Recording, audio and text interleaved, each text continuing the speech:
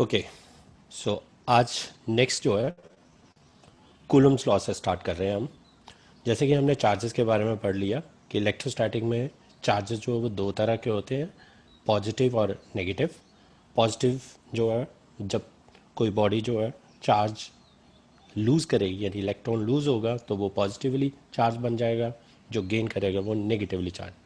अब चार्जेस की इंट्रैक्शन जो है, इंट्रैक्शन का मतलब है कि चार्ज आपस में जब जब भी कभी दो चार्जेस, तीन चार्जेस, चार चार्जेस, जितने मर्जी चार्जेस पड़े होंगे वो आपस में एक दूसरे के साथ इंटरेक्ट होते हैं। जैसे ग्रेविटेशन में बात कर रहा था कि ग्रेविटेशन फोर्स जो बिटवीन द टू मासेस लग रही होती है या टू हेवनली बॉडी लगती थी, ऐसे ही चार्जेस के बीच में जब फोर्स लगती है उसे कैलकुलेट करने के लिए हमारे पास लॉ है जिसे बोला जाता है कूलम्स लॉ। जैसे तुम रीड कर पा रहे होगे कि कूलम्स लॉ जो है वो पहले, सबसे पहले जब पब्लिश्ड हुआ था by a French physicist Charles Augustin Coulomb, जिसने जो है वो मेजर करी थी force, quantitative value of a force, quantitative value of a force. ठीक है। और एक और तरीका होता है, सेंसिटिव डिवाइस होता है जो फोर्स को मेजर कर सकते हैं, उसे बोला जाता है टॉर्शन बैलेंस, जो कि आप लोगों ने +1 में सुना होगा, पढ़ा होगा। अब आज जो है वो कूलम्स लॉ से कैसे जो है वो हम force between the two charges जो है वो कैलकुलेट कर सकते हैं। जैसे इसके लिए जो वो कंडीशन है कि चार्जेस जो है वो कैसे होने चाहिए, तो चार्जेस जो है वो पॉइंट चार्जेस, पॉइंट चार्जेस +1 में हमने पॉइंट ऑब्जेक्ट, पॉइंट मास जो पढ़ा था, तो यहाँ पे जो है वो हम कह रहे होंगे पॉइंट चार्ज। पॉइंट चार्ज का मतलब होता है, यानी पॉइंट ऑब्जेक्ट का मतलब होता है which has no dimension, no size. As in physics अगर डिफाइन करना हो तो पॉइंट चार्ज का मतलब है, या सॉरी पॉइंट ऑब्जेक्ट का मतलब है कि if the distance covered by the object is very large as compare to its size. ऐसे ही जो है वो हम पॉइंट मतलब छोटा सा बिल्कुल छोटा सा जो है वो चार्ज जो है वो मान लेते हैं पॉइंट चार्ज। जैसे डायग्राम में तुम्हें क्लियर हो रहा होगा, एक हमने दो चार्ज रखे हैं, एक है Q1 और एक है Q2। मैंने दोनों जो है वो पॉजिटिव ले रखे हैं फिलहाल, यानी दो पॉजिटिव चार्ज यानी सेम चार्जेस हैं। दैट मीन वो क्या कर रहे होंगे, एक दूसरे को रिपेल कर रहे होंगे।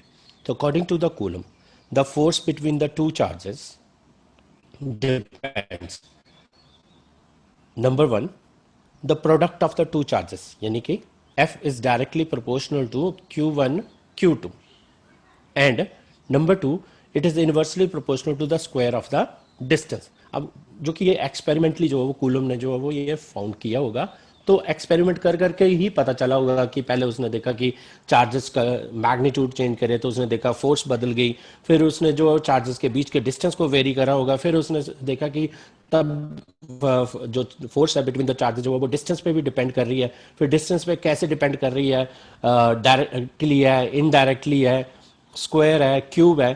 तो ये सब जो वो एक्सपेरिमेंट कर करके जो वो उनको पता चला होगा, फिर अकॉर्डिंग टू दैट जो वो ये लॉ बना। तो स्टेटमेंट क्या बन गई कूलम्स लॉ की, अकॉर्डिंग टू दिस लॉ या according to the law, the magnitude of force acting between the two point charges at rest.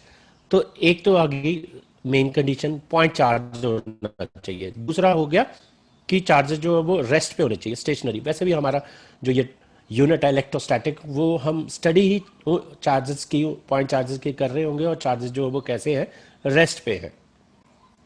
So the force acting between the magnitude force acting between the two point charges at rest is directly proportional to the product of the charges and inversely proportional to the square of the distance between them. So F is directly proportional to Q1 Q2 and inversely proportional to square of the distance between them, जो R ले रखा मैंने अभी फिलहाल। अब देखो एक चीज़ लिखी है मैंने, इनवर्स स्क्वायर लॉ। जगह जो है वो हम ये अप्लाई करते हैं कि इन्वर्स स्क्वायर लॉ, जो इन्वर्स स्क्वायर लॉ से समझते हैं हम कि अगर कोई चीज़ जो वो इन्वर्स डिस्टेंस के साथ जो वेरी कर रही हो, और कैसे, inversely proportional to the square of the distance, तो उसे बोला जा सकता है इन्वर्स स्क्वायर लॉ। कोई और फोर्स आप बता सकते हैं जो इन्वर्स स्क्वायर लॉ जो है वो ओबे करती है? ग्रेविटी। Yes, everyone.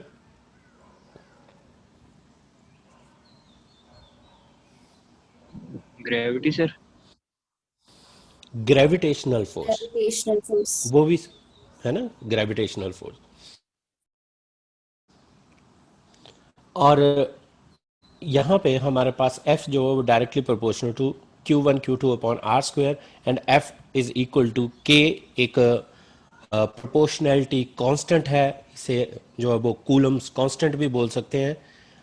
इसकी वैल्यू जो है वो डिपेंड करती है किस पे, मीडियम पे। तो जैसे ये अभी दिख रहा होगा कि मैंने लिखा है कि it's value depends upon the medium.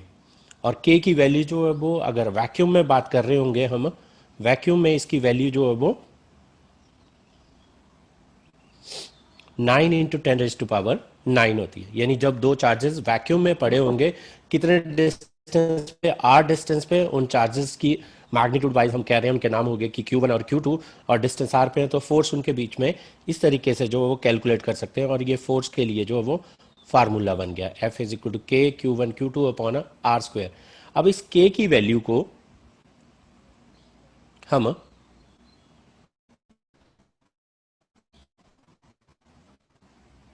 हाँ पूछो। सर जो डायलेस्टिक कांस्टेंट है और ये कूलम्स कांस्टेंट है, ये दोनों सेम है? नहीं, अभी वो डायलेक्ट्रिक कांस्टेंट जो है वो आगे मैं इसी से जो रिलेट करूंगा, जिससे रिलेटिव परमिटिविटी जो है वो आएगी। अभी फिलहाल ये के जो है वो it is a constant of proportionality, ठीक है। और इसकी वैल्यू जो है वो, मतलब इसे हम इलेक्ट्रोस्टैटिक फोर्स कांस्टेंट भी बोल सकते हैं। इस के को जो है वो हम electrostatic, okay sir. Electrostatic force constant, जो कि इसकी वैल्यू जो है वो मीडियम पे जो है वो डिपेंड करेगी, ठीक है। अभी फिलहाल के को ऐसे ही जो है बोल। अब इस के की वैल्यू जो है वो है क्या, हमारे पास इस के की वैल्यू होती है K is equal to 1/4 pi epsilon naught. ये जो इस तरीके से लिख रहा हूँ, इसको रीड करते हैं हम एप्साइलॉन, EPSILON, एप्साइलॉन। नोट कर लेना, रीड कैसे करते हैं हम, एप्साइलॉन। सो फोर्स निकालने के लिए हमारे पास फार्मूला आ चुका है, जो कूलम्स ने जो है वो बनाया था। तो स्टेटमेंट फिर से एक बार कि according to law, the magnitude of force acting between the two point charges at rest. So सबसे पहले point charges at rest is directly proportional to the product of the charges and inversely proportional to the square of the distance. और ये force जो है वो inverse square law जो है वो ओबे करती है, यानी कूलम फोर्स जो है, ठीक है। मैं ये स्क्रीन जो है वो क्लियर कर रहा हूँ। अब सबसे पहले अगर तुम्हें ये पूछा जाए कि is Coulomb law applicable in all situation, तो आंसर क्या होगा, yes or no? Yes everyone?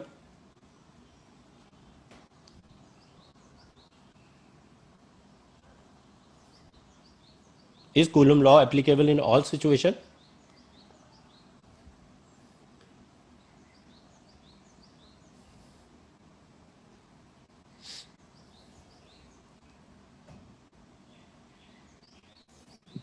नहीं सर।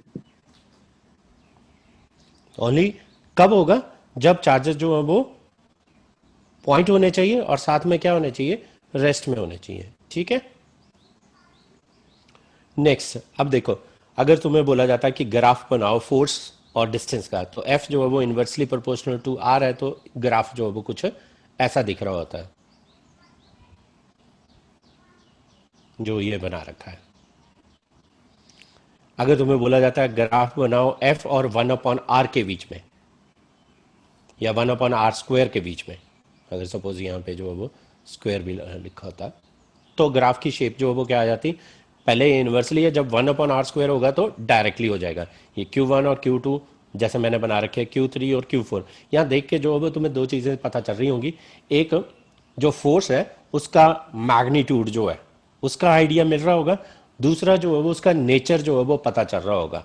तो पूछा जाए कि नेचर क्या होता है फोर्स का, नेचर, नेचर ऑफ फोर्स, तो या तो अट्रैक्टिव या रिपल्सिव। अट्रैक्टिव तब होगी जब ऑपोजिट काइंड ऑफ चार्ज होगा, और रिपल्सिव तब होगी जब सेम तरह का जो वो चार्ज होगा, दोनों या पॉजिटिव पॉजिटिव होंगे या नेगेटिव नेगेटिव होंगे। हम ऐसे भी लिख सकते हैं, ये जो मैंने अभी लिखा हुआ है कि Q1 Q2 का प्रोडक्ट अगर ग्रेटर देन जीरो है, दैट मीन्स ओवरऑल वैल्यू जो है वो क्या आ रही होगी, पॉजिटिव। पॉजिटिव है दैट मीन्स दोनों या तो पॉजिटिव पॉजिटिव होंगे या दोनों ही नेगेटिव नेगेटिव होंगे, इसलिए जो फोर्स कौन सी बन गई, रिपल्सिव फोर्स। एरो से भी पता चलता है कि जो है वो फोर्स, जैसे ये मैंने लगा रखी है, तो एक ये Q2 चार्जेस Q1 को जो है वो लेफ्ट की तरफ जो रिपेल कर रहा होगा, ऐसे Q2 पे जो फोर्स लग रही होगी Q1 की वजह से वो राइट की तरफ जो है वो रिपेल कर रहा होगा। तो ये रिपल्शन हो रही है between the to similar charges ले रखे हैं। अगर Q3 जैसे Q4 जो है मैंने लेस देन जीरो मतलब नेगेटिव है, तो इसे जो है वो बोल सकते हैं अट्रैक्टिव फोर्स। तो ग्राफ में देख लो, मैंने प्रोडक्ट जो है Q3 Q4 जो वो नीचे बना रखा है, तो यहाँ पे जो फोर्स हमारी क्या है, एक्सिस में तो पता ही है ये पॉजिटिव होते हैं, इधर ऊपर जो है वो पॉजिटिव और नीचे जो है वो नेगेटिव। तो इस तरीके से समझ में आ रही होगी कि फोर्स जो वो पॉजिटिव कब है, यानी कि रिपल्सिव जो है वो Q1 Q2 की होगी, और Q3 Q4 की जो अट्रैक्टिव होगी। अगर ये क्वेश्चन पूछा जाता है कि इसमें Q1 और Q2 की जो फोर्स है और Q3 और Q4 की फोर्स, जो ग्राफ से आप ये बता सकते हो इसका नेचर क्या है, तो यस Q1 Q2 जो है वो, क्योंकि यहाँ पॉजिटिव इसमें है तो ये इसकी जो है वो रिपल्सिव है, और ये यहाँ नेगेटिव में बना हुआ है तो ये इसकी जो है वो अट्रैक्टिव है। और साथ में दूसरी चीज़ क्या पता चल सकती थी कि फोर्स की जो स्ट्रेंथ है, तो फोर्स की स्ट्रेंथ जो है वो डायरेक्टली मैग्नीट्यूड पे, अब देखो यहाँ से जो है वो एंगल जो है वो अगर हम करा जाए कि मैग्नीट्यूड ऑफ चार्ज जो है वो किसका ज़्यादा होगा, जो प्रोडक्ट में चार्ज है इनका मैग्नीट्यूड किसका ज़्यादा होगा, ये पॉजिटिव ऊपर वाले का या जो नीचे जो बना रखा है, किसका ज़्यादा होगा magnitude wise. Yes, positive. Positive वाले का। कैसे, स्लोप से पता चल रहा होगा। इसका एंगल जो है वो मान लो ये θ1 है, इसका एंगल जो है वो ये θ2 है, तो दिख रहा है हमें कि θ2 जो है वो ग्रेटर देन θ1 है, इसलिए जो है वो मैग्नीट्यूड ऑफ चार्ज जो है वो Q1 और Q2 या Q3 और Q3 में प्रोडक्ट वाइज कौन सा ज़्यादा है, Q1 और Q2। क्लियर? हाँ जी सर। ओके, नेक्स्ट, फिर इसके ऊपर हम क्वेश्चन भी करेंगे। अब नेक्स्ट देखो, ये जो k की वैल्यू जो आप लोगों को क्वेश्चन दिमाग में आ रहा है, k की वैल्यू को हमने बोला 1/4 pi epsilon naught, where this epsilon naught, जब हम एप्सिलॉन नॉट लिख रहे हैं तो एप्सिलॉन नॉट का मतलब है, ये हम वैक्यूम में बात कर रहे हैं या फ्री स्पेस में, इसे बोला जाता है परमिटिविटी ऑफ फ्री स्पेस या वैक्यूम की। और इसकी वैल्यू कितनी होती है, 8.854 इंटू 10⁻⁻12 यूनिट वगैरह तो इजीली लिखे जा सकते थे इसके, कि जब हम शिफ्ट करेंगे कि F is equal to 1/4 pi epsilon naught Q1 Q2 upon R square, ये हमारे पास कूलन लॉ के लिए जो वो फार्मूला बन गया। और एप्सिलॉन नॉट के अगर यूनिट लिखने हो तो क्या बन जाएंगे, इसको जो है वो हम लेफ्ट पे लेंगे तो, और एफ जो है वो नीचे आ गया, तो Q1 और Q2 कूलम स्क्वायर पर न्यूटन पर मीटर स्क्वायर। क्लियर? तो ये यूनिट जो है वो बन सकते हैं इसके, कूलम स्क्वायर पर न्यूटन पर मीटर स्क्वायर, एप्सिलॉन नॉट के अगर यूनिट लिखने होते हैं। सो जब भी कभी हम इस k की बात कर रहे होंगे तो k को जब तुमने याद रखना है तो ये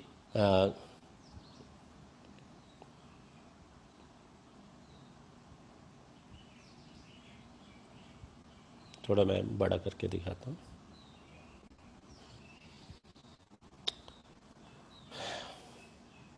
विजिबल है ना, आउट ऑफ रेंज तो नहीं हो गया?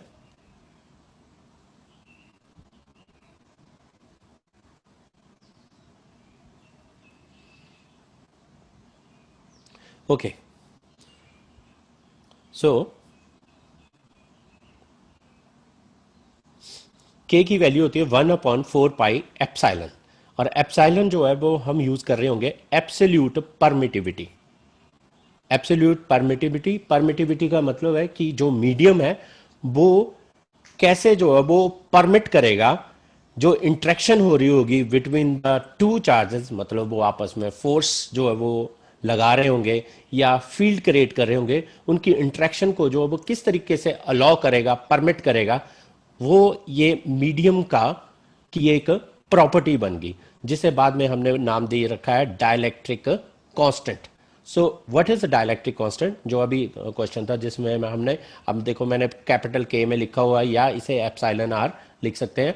Dielectric constant or relative permittivity, dielectric constant or relative permittivity, और इसे एक और नाम देते हैं स्पेसिफिक इंडक्टिव कैपेसिटी, के इज इक्वल टू, अब है क्या चीज ये परमिटिविटी या रिलेटिव परमिटिविटी। अब हमें तो ये पता चल गया कि वैक्यूम में जो है वो, वैक्यूम में एप्सिलॉन नॉट की जो वो ये वैल्यू है। अब हर एक केस में हर एक मीडियम का, ग्लास का कुछ और होगा, डाइलेक्ट्रिक कांस्टेंट माइका का कुछ और होगा, हर एक चीज का, वुड का कुछ और होगा, हर एक जो मटेरियल है उसका अलग अलग जो है वो डाइलेक्ट्रिक कांस्टेंट होगा। तो हमने जो है वो इसे आसान करने के लिए, याद रखने के लिए जो है वो हमने एक टर्म बना दी कि अगर मीडियम का, किसी भी मीडियम का परमिटिविटी लिखनी हो तो वो किसके इक्वल हो जाएगी, K times the permittivity in the vacuum, ये फार्मूला, यानी K times the permittivity in the vacuum. So किसी मीडियम की के जो है वो अलग अलग होगा, और वो कितने टाइम्स जो है वो ज्यादा होगा उस किसी वैक्यूम से, तो वो कितना टाइम्स ज्यादा हो सकता है, के टाइम जो है वो ज्यादा होगा। तो के एप्सिलॉन जो है वो एक आसान कर दिया हमें याद करने के लिए कि परमिटिविटी जो है वो उस मीडियम की जो है वो क्या होगी। तो सबसे मेन चीज है कि परमिटिविटी, जैसे नाम से पता चल रहा है कि परमिट, पर ऐसा नहीं है, ये परमिट नहीं करती, it allows or permit the medium to decrease the field or force between the charges. ये बड़ी इंपॉर्टेंट चीज आई कि ये जो डाइलेक्ट्रिक कांस्टेंट है एक्चुअल में कर क्या रहा होगा कि जब ये एक मीडियम की वह प्रॉपर्टी है जो ये डिसाइड करती है कि फोर्स जो है वो उस मीडियम में वैक्यूम के सिवाय जब हम किसी और मीडियम में लेके जाएंगे तो कितने टाइम्स जो है वो कम हो जाएगी। So it allows or permit the medium to decrease the field or force between the charges. So एक डेफिनेशन जो है वो डाइलेक्ट्रिक कांस्टेंट की जो है वो हम यहां से डिफाइन कर सकते हैं कि dielectric constant or relative permittivity या specific inductive capacity is defined as the ratio of the permittivity of the medium to the permittivity in the free space. ये परमिटिविटी किसकी है, मीडियम की, और ये परमिटिविटी किसकी है, वैक्यूम में। क्लियर। तो रेशो में जो है वो याद कर लेना, it is the ratio of the permittivity in the medium to the permittivity in the free space or vacuum. Okay, मैं ये क्लियर कर रहा हूं फिर से। नेक्स्ट चीज, अब हम इसे एक और तरीके से जो है वो, हमने कहा कि फोर्स को जो है वो क्या चेंज आ रहा है या इंटरेक्शन में जो है वो क्या चेंज आ रहा है कि जब हम दो चार्जेस को मीडियम, किसी वैक्यूम में जो रखे हुए हैं उन्हें किसी मीडियम में जब प्लेस कर दिया जाएगा, जो मीडियम में जब प्लेस करेंगे, इसको रिमूव करो,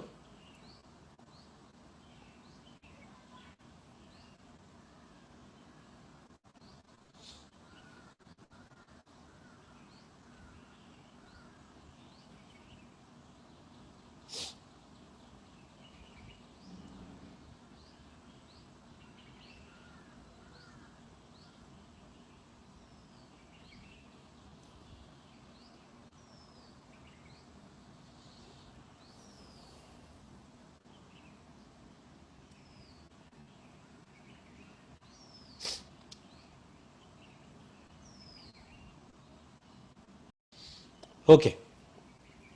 सो force in vacuum is equal to 1/4 pi epsilon naught Q1 Q2 upon R square. अब उन्हीं दो चार्जेस को लेट से किसी मीडियम में ले गए और उस मीडियम की परमिटिविटी जो है वो कितनी है, एप्सिलॉन। तो उसके लिए फोर्स लिखने का तरीका हो जाएगा F in medium is equal to 1/4 pi epsilon Q1 Q2 upon R square.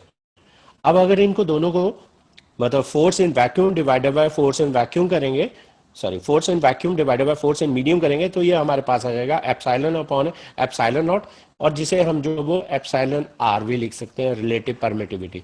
सो एक और डेफिनेशन मिल रही है हमें डाइलेक्ट्रिक कांस्टेंट की कि it is the ratio of the permittivity, sorry it is the ratio of the force acting between the 2 point charges when they are placed in vacuum to the force between the 2 point charges when they are placed in some medium. So यहाँ से एक और चीज force के लिए जो है वो force is equal to F in medium is equal to force in vacuum divided by K. तो इसका मतलब क्या फर्क पड़ा फोर्स को, वैक्यूम से वो कितने टाइम्स कम होगी, के टाइम्स. सपोज जैसे अगर हम कहें कि के की वैल्यू जो है वो के की वैल्यू वाटर के लिए 80 होती है, मतलब दिस इज फॉर वाटर. तो दैट मीन्स अगर जो भी फोर्स आई होगी, अगर वैक्यूम में जो भी होगी, वो अगर उस उन्हीं दो चार्जेस को अगर सेम डिस्टेंस पे प्लेस करें बट कहां पे, वाटर में, तो जो फोर्स कितने टाइम्स कम हो जाएगी, 80. तो 1/80. तो के की वैल्यू जो 80 है, जो भी फोर्स आई होगी डिवाइडेड बाई के. क्लियर है. और ये अभी फिलहाल याद रखना कि Q जो वो इंड्यूस जब होता है तो कितना होता है, Q इंटू 1 माइनस 1 अपॉन के. इस K को जो वो डायलेक्ट्रिक कांस्टेंट. सो फिर से ये कंफ्यूजन नहीं होना चाहिए. वो मैंने जब फोर्स जो है वो लिखी थी कि force is directly proportional to Q1 Q2, तो कांस्टेंट लेके आया था K Q1 Q2 upon R square. इसलिए मैं K को जो वो स्मॉल लेटर में लिख रहा हूं. ये K जो वो फोर्स कांस्टेंट यानी कि इलेक्ट्रोस्टैटिक फोर्स कांस्टेंट था, कांस्टेंट ऑफ प्रोपोर्शनैलिटी.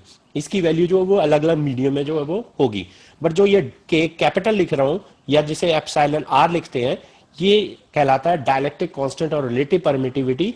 ये मीडियम की प्रॉपर्टी है जो ये बताती है कि फोर्स या इंटरेक्शन जो हो रही होगी दो चार्जेस में वो कैसे लग रही होगी, कैसे वेरी कर सकती है. तो हमेशा जब भी हम दो चार्जेस को वैक्यूम के सिवाय किसी और मीडियम में रखेंगे तो हमेशा फोर्स जो वो क्या कर जाएगी, फोर्स ऑलवेज डिक्रीजेस, कम ही होगी चाहे जिस मर्जी मीडियम में ले जाए. क्योंकि जो इसकी वैल्यू है के की वैल्यू, के फॉर एयर के लिए या वैक्यूम के लिए जो है वो हम लेते हैं 1. इसका मतलब बाकी सभी में जो है वो कितनी हो जाएगी, इससे जो है वो इतने टाइम्स जो है वो कम हो जाएगी. अब यहां से एक जो है वो हम डिफाइन कर सकते थे.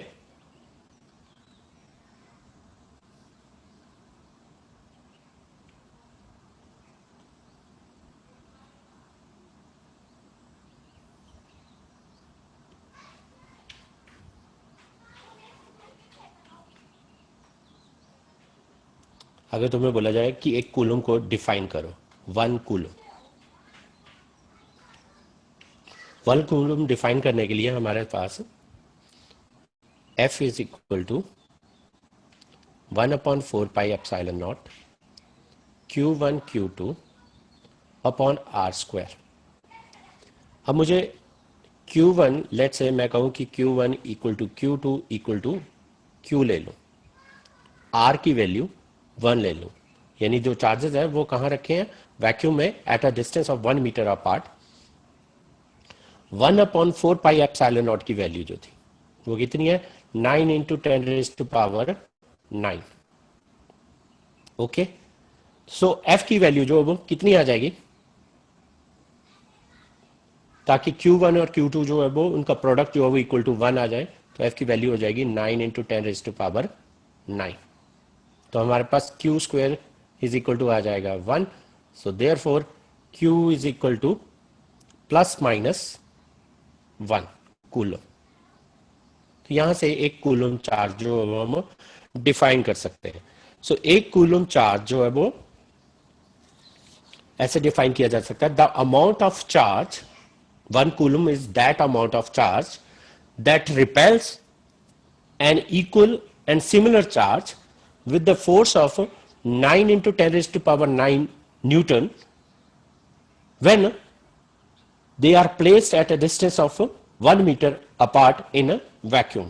फिर से और तरीके कि जो चार्जेस है उनकी वैल्यू 1 कूलम कब होगी, जब वो फोर्स कितनी लगा रहे होंगे, 9 into 10⁹9 न्यूटन की, when they are placed in vacuum at a distance of 1 meter apart. तो ये सिंपल सी डेफिनेशन होगी एक कूलम अगर डिफाइन करने के लिए आ जाए. फिर से 1 coulomb is that amount of charge that repels an equal and similar charge with the force of 9 into 10⁹9 when placed in vacuum at a distance of 1 meter from it. ठीक.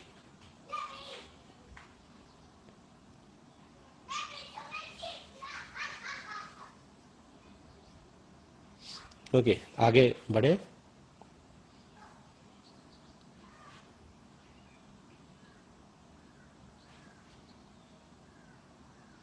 अभी तक ये अंडू नहीं किया किसी ने, ब्लू कलर का जो लगाया हुआ है इनका.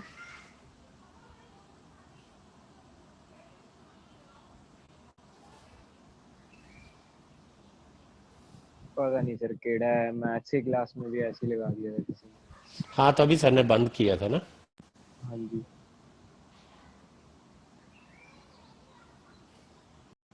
ठीक है.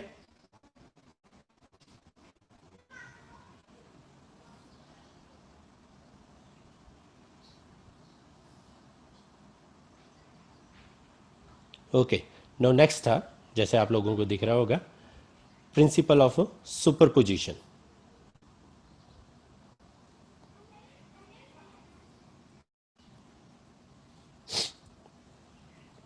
Okay, so principal of superposition, अब इसका क्या यूज है.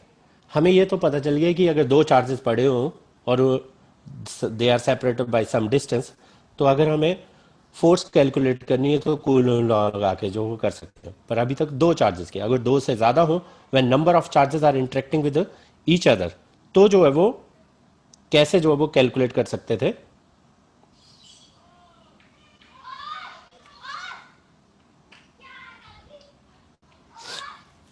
तो उस प्रिंसिपल को बोला जाता है principal of superposition.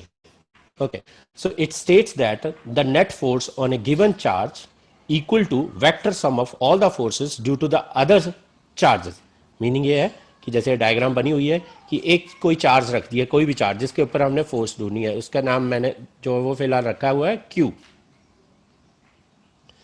So Q के ऊपर ये Q1 ये भी फोर्स लगा सकता है, ये Q2 ये भी फोर्स लगा सकता है, ये Q3 ये भी फोर्स लगा सकता है, या और भी बड़े जितने मर्जी चार्जेस जो है वो प्लेस कर रखे होते हैं उसके विसिनिटी में. तो फोर्स जो है वो नेट निकालने के लिए किसी एक चार्ज पे, जैसे मैंने Q पे लिखी हुई है, तो F net will be equal to F1 plus F2 plus F3. तो सिंपल स्टेटमेंट क्या बन गई प्रिंसिपल ऑफ सुपरपोजिशन की, it states that the net force on a given charge is always equal to the vector sum of all the forces due to the other charges. यानी vectorially जो है वो, जो हमें पता है फोर्स एक वेक्टर क्वांटिटी है, तो वेक्टरली जो है वो ऐड करनी है.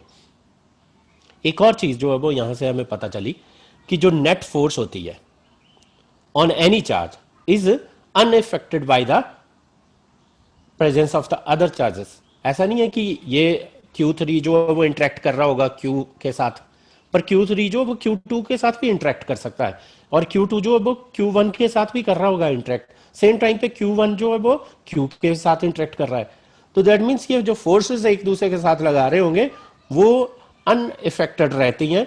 अपनी अपनी जिस पे भी फोर्स कैलकुलेट करनी हो उसे हम प्रिंसिपल ऑफ सुपरपोजिशन से जो है वो कैलकुलेट कर सकते हैं. नेक्स्ट चीज थी जिसे Coulomb's law in vector form, यानी अब हम फोर्स को जो वो वेक्टर फॉर्म में जो वो लिखने लगे हैं. वेक्टर फॉर्म में लिखने के लिए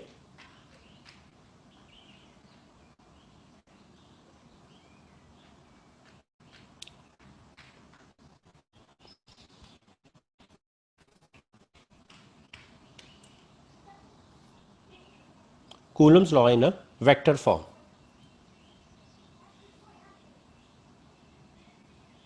Okay, so Coulomb's law in vector form,